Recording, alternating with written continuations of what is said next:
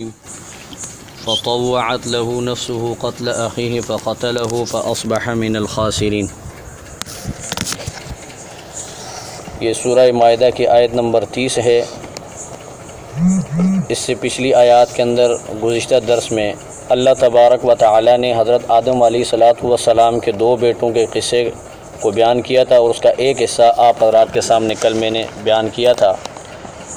جب ان دونوں بیٹوں کے درمیان کسی بات پر تنازع ہو گیا، تنازع یہی تھا کہ حضرت آدم علیہ السلام کے جب آدم علیہ السلام دنیا میں آئے تو آدم علیہ السلام پہلے نبی بھی تھے اور پہلے انسان بھی تھے، تو اللہ تبارک و تعالی نے وہیں سے انسانیت کی ابتدا کی۔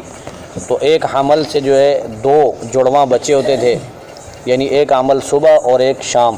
تو جو صبح کا لڑکا اور لڑکی پیدا ہوتے تو صبح والی لڑکی کا نکاح شام والے لڑکے کے ساتھ ہوتا، اور شام والی لڑکی کا نکاح صبح والے لڑکے کے ساتھ۔ تو قابیل کے ساتھ ایک لڑکی پیدا ہوئی اور ایک حابیل کے ساتھ پیدا ہوئی۔ اب قابیل کے ساتھ پیدا ہونے والی لڑکی خوبصورت تھی اور حسین تھی، اور حابیل کے ساتھ پیدا ہونے والی لڑکی کا رنگ تھوڑا جو ہے صحیح نہیں تھا۔ تو قانون کے مطابق یعنی کہ قابیل کو حابیل کے ساتھ پیدا ہونے والی لڑکی جو بدصورت تھی اس سے نکاح کرنا تھا، اور حابیل کو جو ہے قابیل کے ساتھ پیدا ہونے والی لڑکی کے ساتھ نکاح کرنا تھا۔ لیکن قابیل اس پہ راضی نہیں ہوا اور تنازع کھڑا کر دیا، اس نے فتنہ یعنی کہ جھگڑا کھڑا کر دیا اور کہا کہ نہیں جی میں تو جو ہے اسی کے ساتھ شادی کروں گا یہ جو میرے ساتھ پیدا ہوئی ہے۔ تو آدم علیہ السلام نے ان کو منع کیا کہ بھئی ہماری شریعت میں اللہ کی طرف سے حکم نہیں ہے، حکم یہی ہے جو میں بتا رہا ہوں۔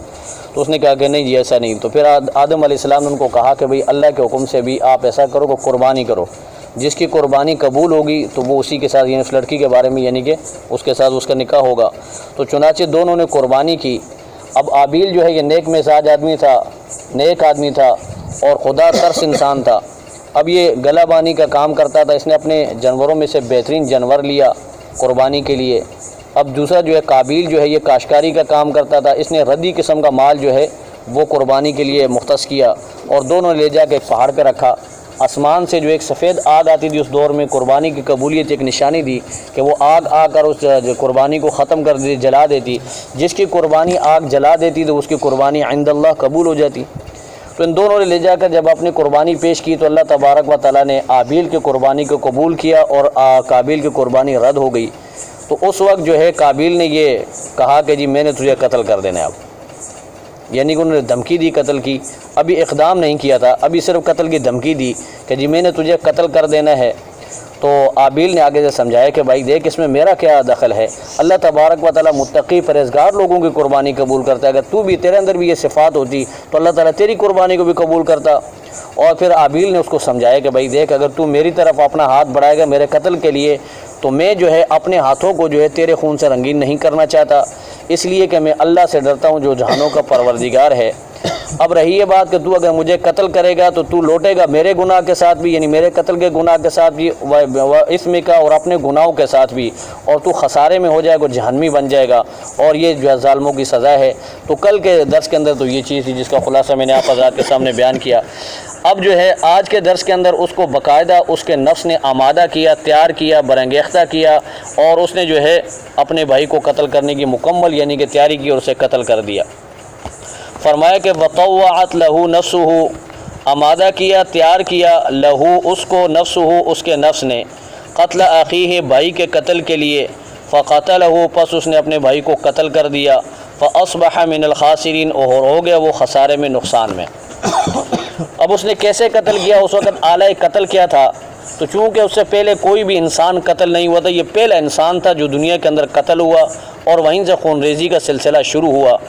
تو روایات میں آتا ہے، یہ تفسیری روایتیں ہیں کہ حابیل جو ہے ایک جگہ میں سو رہا تھا، قابیل وہاں سے گزرا، اس نے دیکھا کہ بڑا اچھا موقع ہے تو اس نے ایک بہت بڑا پتھر لیا اور پتھر اٹھا کے اس کے سر پہ مارا، اس کا سر کچل دیا۔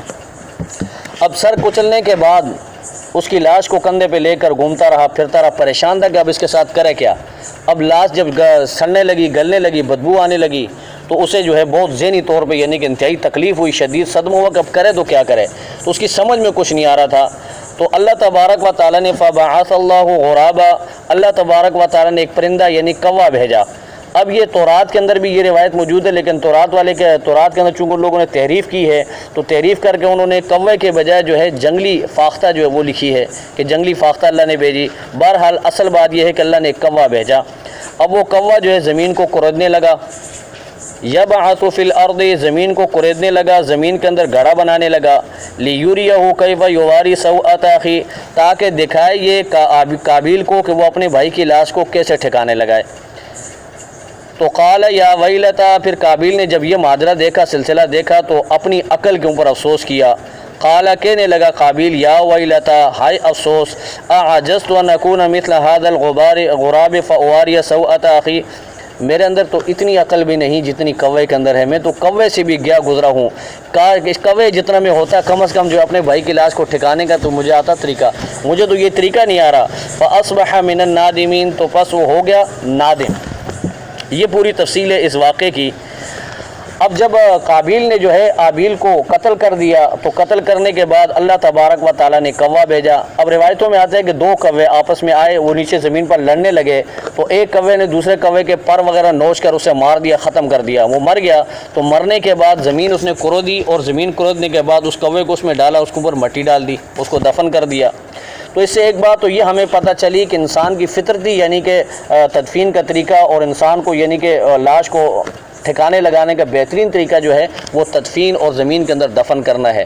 اب یہ چونکہ اللہ تبارک و تعالیٰ نے یہاں پہ ایک مثال دی ہے، ورنہ زمین کے بارے میں دوسری جگہ میں موجود ہے کہ یہ زمین زندہ انسانوں کو بھی اٹھاتی ہے اور مردوں کو بھی اپنے اندر سمیٹتی ہے۔ تو مردوں کو زمین کے اندر رکھنا یہ عین فطرت کے مطابق ہے، جو اللہ تبارک و تعالیٰ کی مشیت ہے، جو اللہ چاہتے ہیں۔ اب جیسے بہت سارے مذاہب ہیں، جیسے ہندوؤں کے اندر مردوں کو جلایا جاتا ہے، مردوں کو جلا کے راکھ کر دیا جاتا ہے، اور پھر اس سے بہت سارے مسائل پیدا ہوتے ہیں۔ ایک تو تعفن پھیلتا ہے، اور دوسری بہت ساری بیماریاں، اور تیسری بات یہ کہ انسان کی اشرف المخلوقات کی تذلیل ہے، اس کی بے کرامی ہے، انسان کے کرام نہیں ہے اس کے اندر۔ اور اسی طرح مجوسی جو ہیں وہ اونچی جگہ پہ لاش کو رکھ دیتے ہیں، اور وہاں پہ چیل کوے وغیرہ آ کر اسے نوچ کر کھا لیتے ہیں، پھر اس کے بعد جو ہڈیاں اس کی نیچے گرتی ہیں تو ان ہڈیوں کو پھر بعد میں لے جا کر ٹھکانے لگا دیتے ہیں۔ یہ طریقہ بھی صحیح نہیں ہے۔ بہترین طریقہ جو ہے الحمدللہ وہ اسلام کا ہے، کہ سب سے بہترین کہ سب سے پہلے آپ نے مرنے والا جو مر گیا، مرنے کے بعد آپ نے اس کو غسل دینا ہے، غسل دینے کے بعد آپ نے اس کو کفن دینا ہے، اور کفن دینے کے بعد آپ نے اس کے کفن کو خوشبو بھی لگانی ہے، پھر لے جا کر اس کا جنازہ پڑھایا، جنازہ پڑھانے کے بعد اس کو لے جا کر قبر کے اندر رکھ دیا، پھر اس کے اوپر تختے لگا کے اس کے اوپر مٹی ڈال دی۔ اب دیکھیں، نہ انسانیت کو کوئی خطرہ اس سے، نہ تعفن پھیلنے کا خطرہ ہے، وہ زمین کے اندر تھا، زمین سے پیدا ہوا، زمین کے اندر چلا گیا۔ تو یہ عین فطرت کے مطابق ہے۔ تو اسی لیے اللہ تعالیٰ نے فرمایا کہ اللہ تعالیٰ نے سب سے پہلے جو قابیل نے جو آبیل کو قتل کیا تو اس کو بھی زمین کے اندر دفن کیا گیا، زمین کے اندر اس کی تدفین کی گئی۔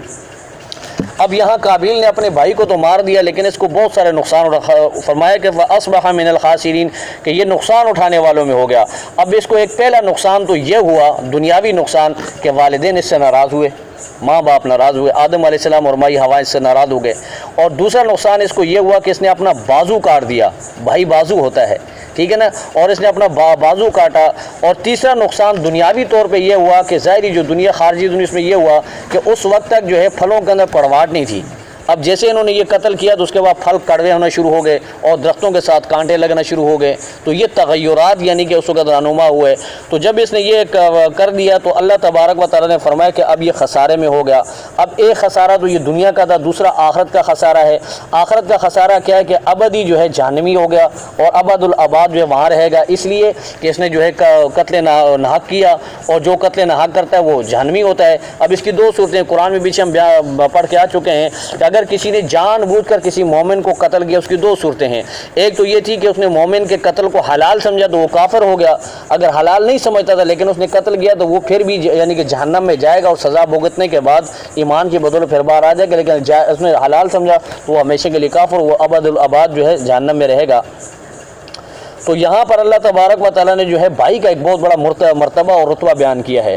اب بھائی جو ہے یہ انسان کا بازو ہوتا ہے۔ فارسی کے اندر ایک مقولہ ہے، فارسی والے کہتے ہیں کہ برادر نہ دارد بازو نہ دارد، اگر کسی کا بھائی نہیں ہے تو اس کا قوت بازو نہیں ہے۔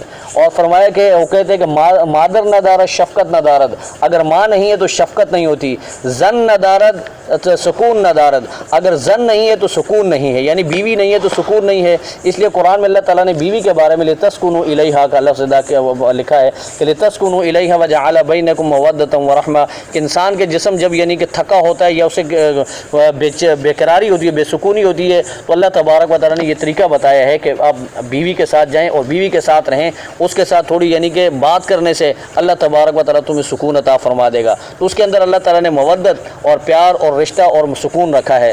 تو یہ اللہ تبارک و تعالیٰ نے اس کے اندر ہمیں اس میں یاد رکھیں کہ یہاں آگے پیچھے سارے جو ہیں یہود و نصارہ کا تذکرہ ہے، ایمان والوں کا تذکرہ ہے، درمیان میں جو ہے یہ آدم علیہ السلام کے 2 بیٹوں کا ذکر کرنے کا کیا منشا ہے اللہ کا، اللہ کی مشیت کیا ہے؟ تو مشیت اللہ کی یہ ہے کہ سورت کے شروع کے اندر اللہ تعالیٰ نے کیا ذکر کیا تھا؟ یا ایھا الذین آمنوا اوفوا بالعقود، کہ اے ایمان والو اپنے عہد و پیمان پورے کرو۔ اب جس نے اللہ کے عہد و پیمان کو پورا کیا تو وہ عروج پہ چلا گیا، کامیاب ہو گیا، اور جس نے اس کے اندر کوتاہی کی، ڈنڈی ماری، تو وہ ہمیشہ ہمیشہ کے لیے خسران میں چلا گیا۔ اب قابیل کا واقعہ بیان کر کے اللہ نے بتایا کہ قابیل کے لیے بھی ایک قانون تھا۔ اب انسان عروج پر کب جائے گا؟ جب وہ قانون کی پابندی کرے گا، قانون خداوندی کی جب پاسداری کرے گا تو اللہ تبارک اس کو ترقی اور عروج عطا فرمائیں گے۔ جب وہ اللہ کے قانون کی پابندی نہیں کرے گا تو پھر اللہ تبارک و تعالیٰ اسے کیڑے مکوڑوں سے، جانوروں سے بھی بدتر قرار دیتے ہیں۔ اب یہاں پہ دیکھیں کہ قابیل کو اللہ تعالیٰ نے کوے سے بھی بدتر کر دیا۔ اس قابیل کے اندر اتنی بھی یعنی کہ وہ صلاحیت نہیں تھی کہ کوے جتنی صلاحیت، ایک پرندہ ہے، اس سے بھی اللہ تعالیٰ نے اس کو بدتر بنا دیا۔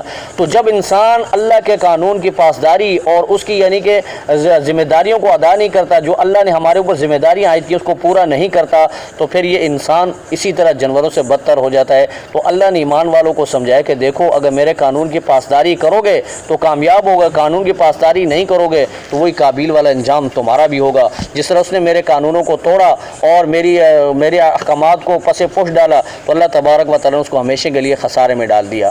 تو اب اللہ تبارک و تعالیٰ ہم سب کو جو ہے اپنے احکامات کے اوپر عمل کرنے والا بنائے۔